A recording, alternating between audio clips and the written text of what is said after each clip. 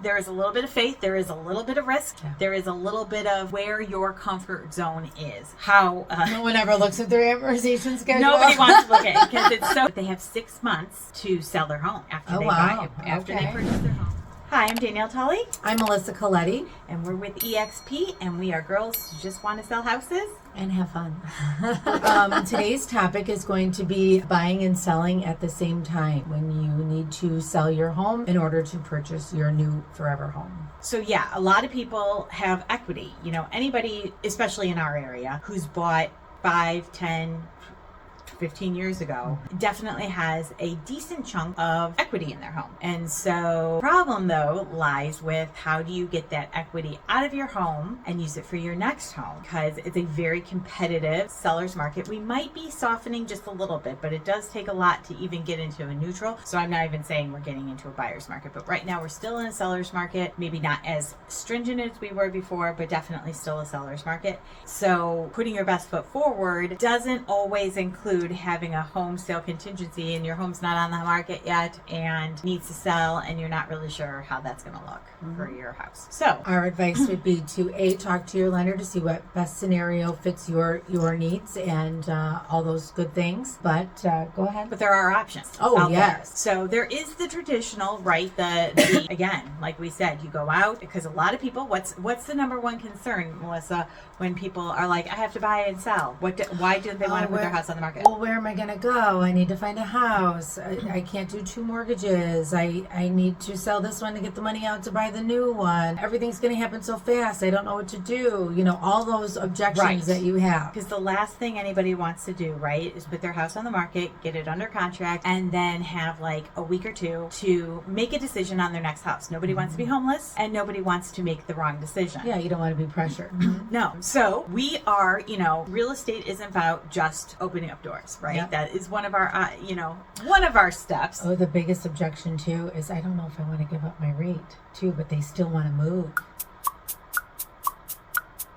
Well, another one. We'll have to touch on that one.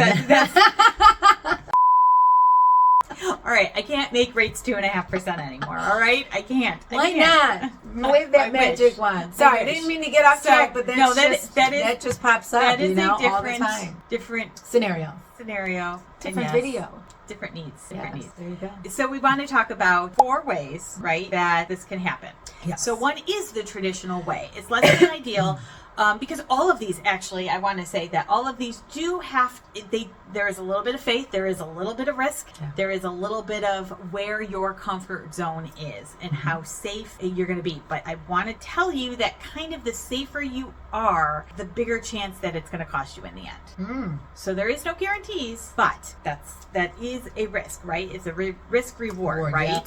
So anyway, we have the first one, which is the traditional, which is we talked about, right? You put a house, you put an offer in, there's a whole section in there that says I have to sell this home first. Home sale contingency. And you have to tell them within a couple days, I have to have this house on the market. Now, the most ideal way for us to do it, or what we kind of tend to do, is that when we have buyers who have to buy and sell, we put their house on the private listing, so it's like halfway there, it's almost there. We've got some of the the details in there, but it's not going out for sale. It's kind of there, so we can say, hey, we've made that step. So it's not like, hey, we'd like you to take your house off the market. We'd like you to accept our offer. And by the way, we still have to paint.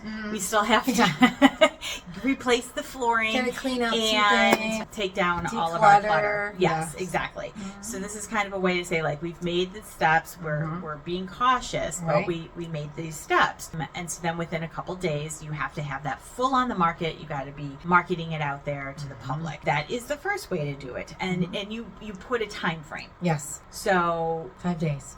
No, I'm sorry. A time frame. Yes. Yes, within a couple days of putting it in the market. I meant more than you had the contingency time plan.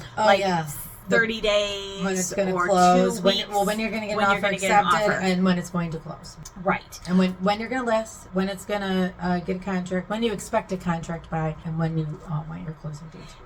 And again, most lenders these days are at about 30 days. Some are less, some are more. Yeah. But 30 days is kind of the contract to close timeline. So you really have to put in a really good offer if you want people to wait 30 days for you to get a contract, because they could be closed and moved on to their next home. So there is where it's costing, the being risk averse might cost you more money, because you can't go in and offer $10,000 under and ask for, a 60-day close, because you need 30 days to get the likelihood. Right. Yes, we open doors, but we also want to make you help get you to that path, course. right? We want you to be comfortable in the offer that you're making. We want you to be comfortable in the choices you're making, but we also need to let you be realistic too. It's not to be offensive. It's just letting you know that the chances, but we still submit everything, right? Of course. Right? Anything, Absolutely. we still will try. Yes. We're just telling you that. Just like to let you know how people could see it on both sides. Correct. Yeah. And second thing would be, if you've ever heard the term, a bridge loan. And that is kind of like getting like a short-term home equity. That's probably a way that people would understand that, where they are, you basically say, okay, my house is worth approximately $250,000 more than I purchased it for. I'd like, my current income is this, my equity for my home is going to be this is the house I want to buy. And once you sell your house, you can kind of put that, the funds, before it you can put the funds towards it after, but they take that equity into consideration, and they help you kind of get that. Now, downfall on that is the payment. So it's one of those things that you borrowed $600,000 to buy your new house, and you have $250,000 from your last house, right?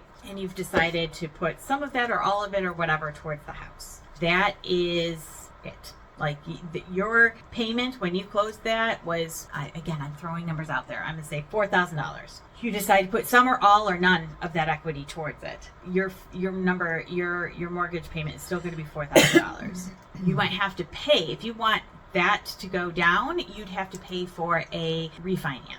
So again, it is using the equity. You get the equity. You still buy a house. You can use the equity funds in some cases. Again, talk to your lender. Your lender will confirm your eligibility for stuff like that. If you need a good one, we're a resource. We have many. But yes, no one is the same. So you must talk to a lender on any of these ideas. As we're just giving you ideas on ways that you could go about your new purchase if you have something to say. Yes. So, and again, those funds might not necessarily, in I'm making it seem like people are going up, people might be going down too, as far as maybe they don't want to put all those funds into the house because they need it. Maybe they're getting older and they're fine, they're retired and they need money to fix it up need too. Some more money or whatever. So, but that is a possibility, a bridge loan, something that you can buy before you sell.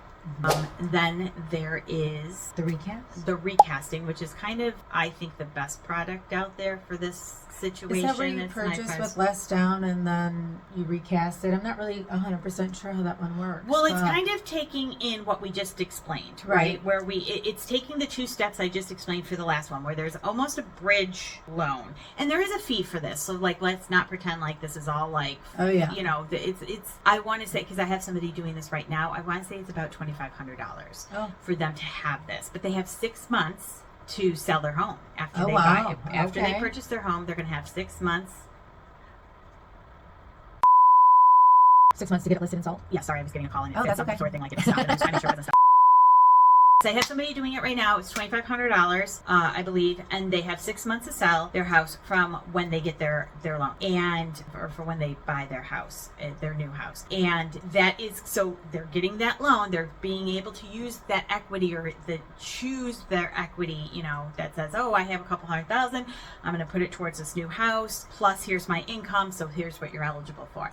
And then once her home sells, she could put that whole chunk, a big chunk, whatever they had agreed upon previously, puts that chunk and the new payment to the loan, and the new balance gets to be her monthly payment. Oh, okay. So it's going to be lower, obviously, depending on what goes back. Yes. So for the last one, that was based on, the payoff was going down, right? Because you're putting a big chunk to but the monthly payment still keeps the same. Now, the benefit for that is more will go to principal quicker, because if you've ever seen how no one ever looks at their amortization schedule. Nobody wants to look at it because it's so depressing. Because like for the first however many years, 5, 6 years, it's you're at your like closing, 90%, and then you're like, don't 95%. Yeah, it's selling any type of profit you're getting in the first few years that is all about the value of the house going up. It has nothing to do with all of those payments you've made. Craziness. Amortization's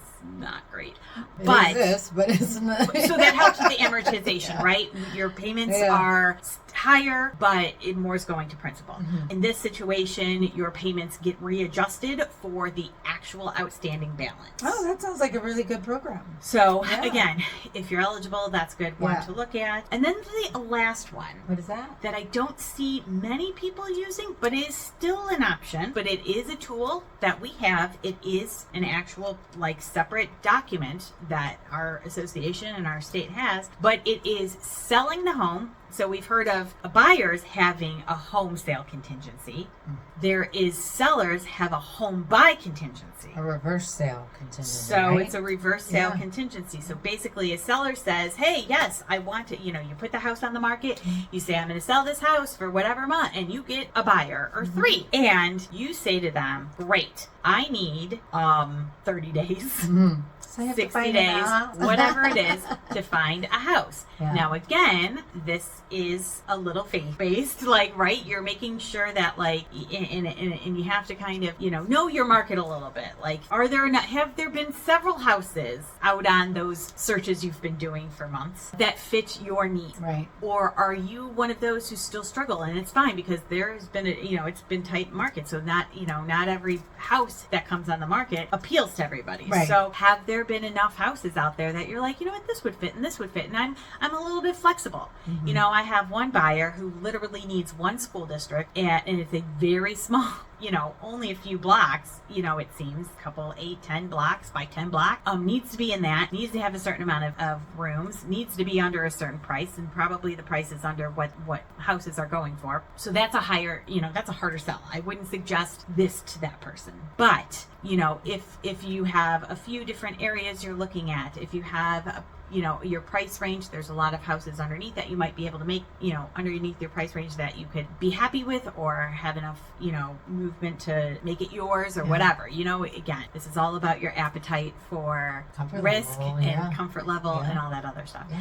But that is the last option then. So that's the 4 options. There are ways. Yeah, there are definite ways, because it is stressful. It's been a long time. It's been a seller's market for a very long time, and really kind of can make buyers. But that's some of these programs weren't something that were around. In fact, almost all of them, right, except for the first one, which is the try to buy and see if you can do a contingency, weren't widely used until the last few years, because we've had to try to get creative. We've had to try to allow people to make these moves when they've been struggling. Yeah. So I think it's a great option. All of them can be great options. Yeah, exactly. I was just going to say. For somebody who wants to move, needs to move, needs is a big deal. Yeah.